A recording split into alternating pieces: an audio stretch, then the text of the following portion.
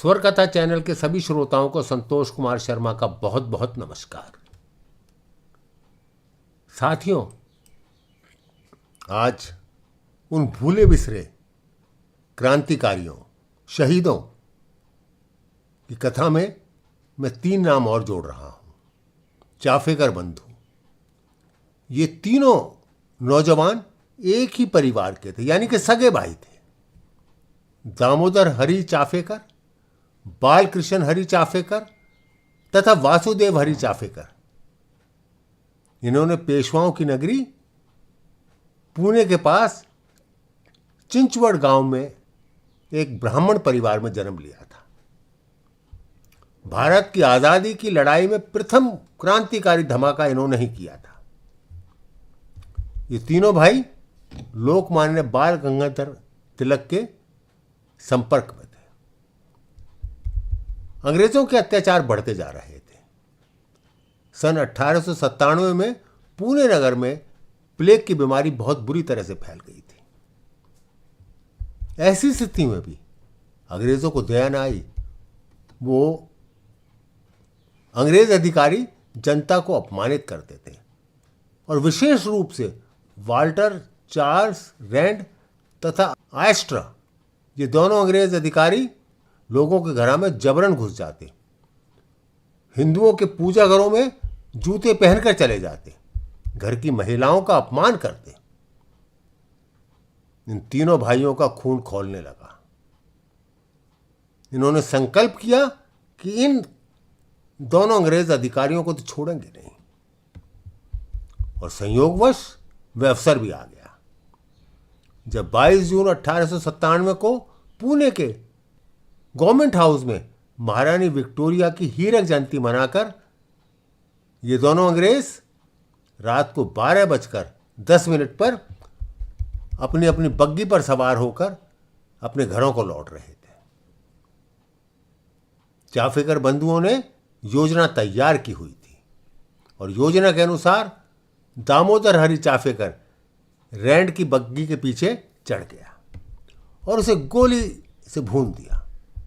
उधर बालकृष्ण हरि चाफेकर ने आयस्टर पर गोली चला दी। आयस्टर तो तुरंत मर गया, परंतु रैंड 3 दिन बाद अस्पताल में मरा जाकर।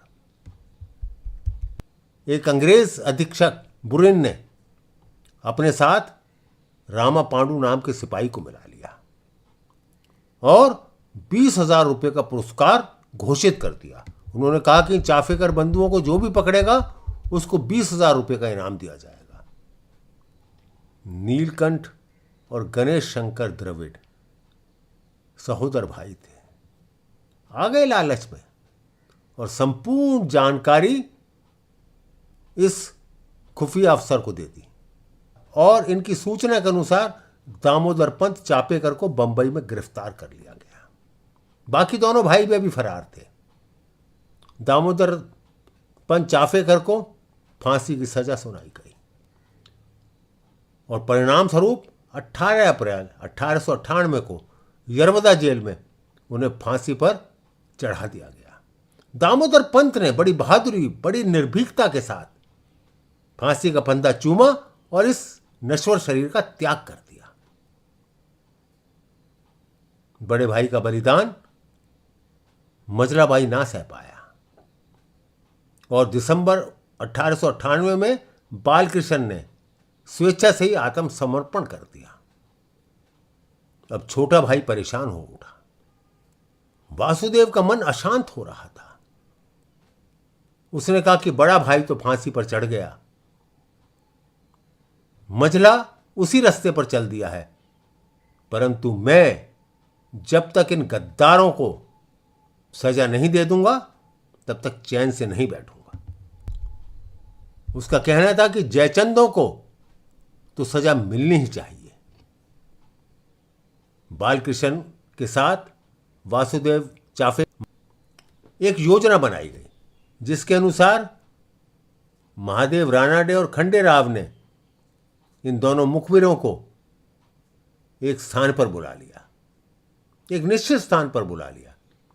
वासुदेव चाफेकर तो इस अवसर की तलाश ही कर रहा था। उसने अपनी पिस्तौल से इन दोनों जयचंदों को गोली का निशाना बना दिया। परंतु अभी पिस्तौल की प्यास बुझी नहीं थी। 2 मुखबिर और भी बाकी थे,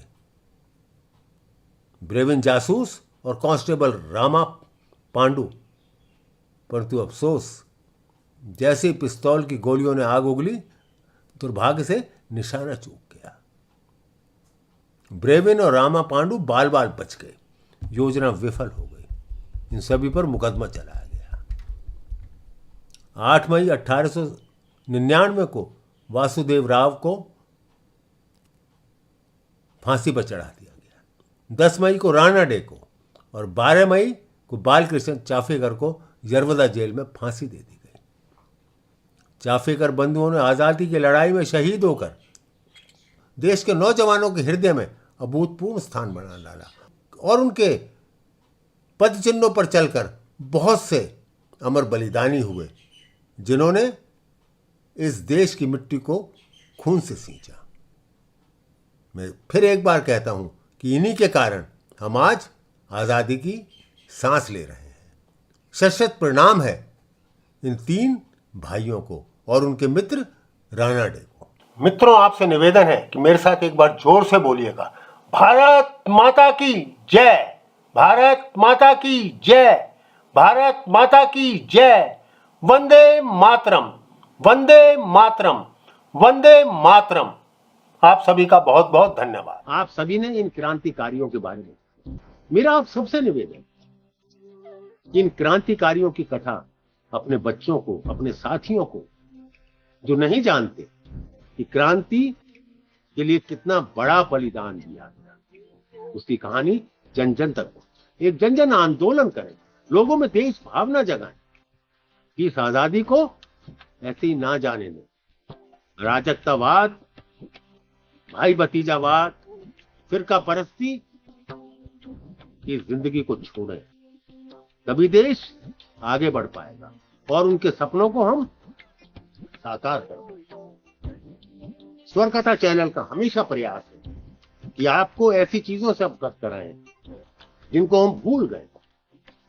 प्रेरणा की ऐसी कहानियां हम आपके पास लाते रहेंगे, चाहे वो आजादी के मतवालों की हो, चाहे वो ऐसे परवानों की हो जिन्होंने किसी न किसी प्रकार से देश की आजादी में योगदान दिया।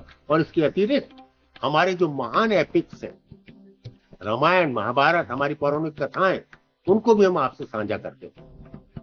आपसे ये जरूर मेरी गुजारिश रहेगी कि आप अधिक से अधिक मात्रा में इस चैनल को, स्वर कथा चैनल को सब्सक्राइब करें, ताकि हमारी बात, हमारी आपसी बात सब तक पहुंच सके और हम अपने देश के प्रति सजग हो सकें और इसकी महान विरासत को आगे तक ले जाएं और अपने आगे आने वाली संतति तक पहुंचाएं। आपका बहुत बहुत धन्यवाद।